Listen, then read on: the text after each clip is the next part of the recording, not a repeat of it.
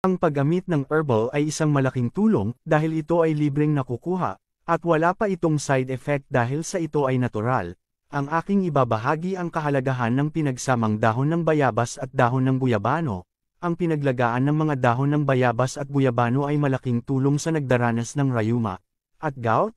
Sa pamamagitan ng pag-inom ng pinaglagaan nito ay inaalis ang mga toxins sa loob ng ating katawan, at nililinis ang atay, kidney at kolon na siyang nagiging sanhi ng malalang karamdaman. Mabisang panlaban din ito sa cancer, na pwedeng lumala kaya hanggat maaga at di pa ganun kalala ay maiwasan na. Gamot din ito sa mataas ang blood pressure at mataas na kolesterol.